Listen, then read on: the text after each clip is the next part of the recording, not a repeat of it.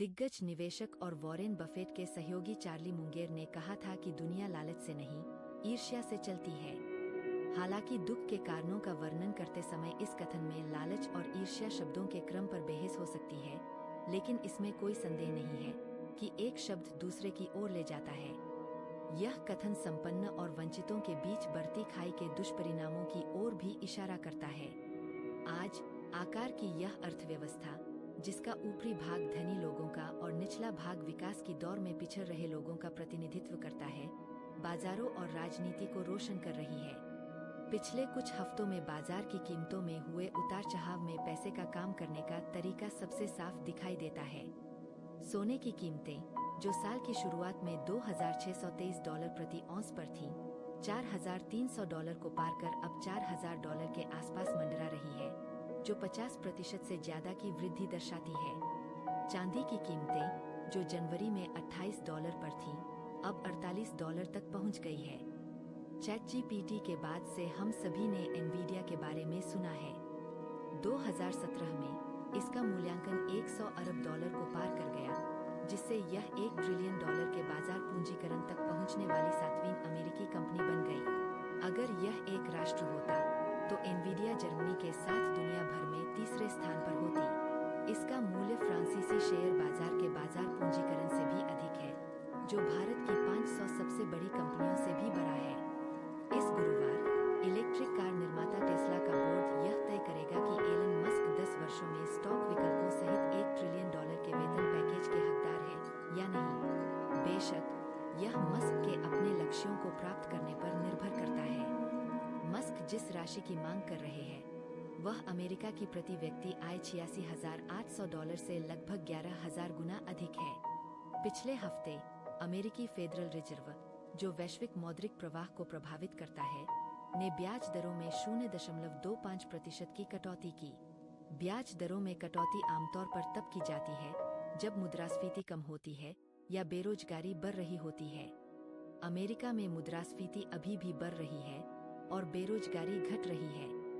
Federal reserve के अध्यक्ष Jerome Powell इस दर कटौती को सही ठहराने में नाकाम रहे। पॉवेल ने यह सवाल भी टाल दिया कि कटौती से किसे फायदा होगा। जैसी कि उम्मीद थी, शेयर बाजारों में तेजी आई। फायदा किसे होगा, यह कोई रहस्य नहीं है। आंकड़े बताते हैं कि अमेरिका की शीर्ष 0.1% आबादी के पास $122 ट्रिलियन मूल्य के शेयर और फंड है। निचले 50% के पास केवल $5.4 ट्रिलियन मूल्य के शेयर और फंड है।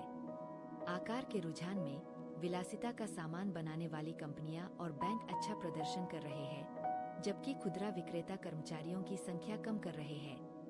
वैश्विक बाजारों में यह उन्माद बढ़ती तरलता और अमीर गरीब दोनों वर्गों में मुनाफे की चाहत से प्रेरित है।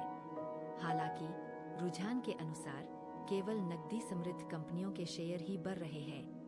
अमेरिकी सूचकांक S&P 500 पिछले 6 महीनों से मासिक उच्चतम स्तर को छू रहा है, लेकिन 500 कंपनी सूचकांक में शामिल 220 से ज्यादा कंपनियों के शेयर जनवरी की तुलना में नकारात्मक कम रिटर्न दे रहे हैं। निवेशक कबीर के हद में रहने के पाठ और बेहद आकर्षक जिंदगी ना मिलेगी दोबारा मंत्र के बीच रस्साकशी में फंसे हुए हैं। S&P 500 का मूल्य अनुपात 28.47 है और बाजार मैग 7 के शेयरों के लिए 40 गुना आय दे रहा है, जो समृद्धि का वादा करता है। यह ऐसे समय में हो रहा है जब AI शेयरों में बुलबुले को लेकर चर्चा का बादल, जिसमें बैंक ऑफ इंग्लैंड की चेतावनी भी शामिल है, और भी गहरा होता जा रहा है। फिर भी, जैसा कि महाभारत के यक्ष प्रश्न में युधिष्ठिर कहते हैं, मृत्यु का सत्य प्रतिदिन प्रत्यक्ष दिखाई देता है, और फिर भी लोग अमरता की आशा और खोज करते हैं। तर्क हमेशा यही होता है कि इस बार बात अलग है। AI शेयरों की तुलना 1999 के .com बुलबुले से की जा रही है। इस उछाल से उत्साहित निवेशकों का तर्क है कि उस समय के विपरीत ये कंपनियां नकदी से भरपूर और संपत्ति मुक्त है।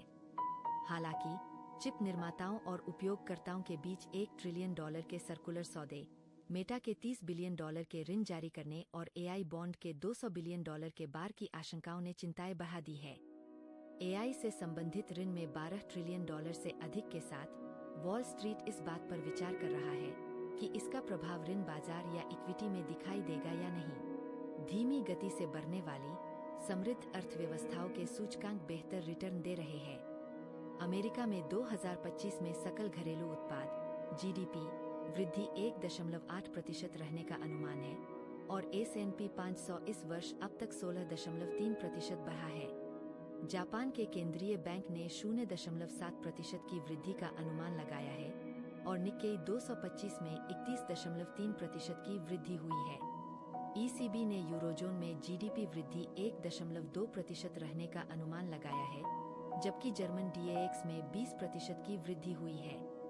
ब्रिटेन में 1.3% और FTSE में 17% की वृद्धि का अनुमान है। भारत सबसे तेजी से बढ़ने वाली प्रमुख अर्थव्यवस्था है, जिसके 6.6% की वृद्धि की उम्मीद है और निफ्टी 50 में केवल 8.8% की वृद्धि हुई है।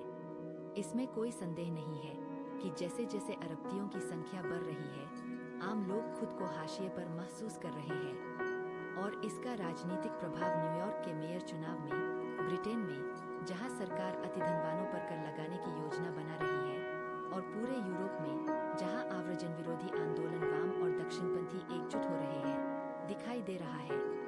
लोकलुभावन राजनीति नाराज जनता को वादों से लुभाती रही है और आगे भी लुभाती रहेगी।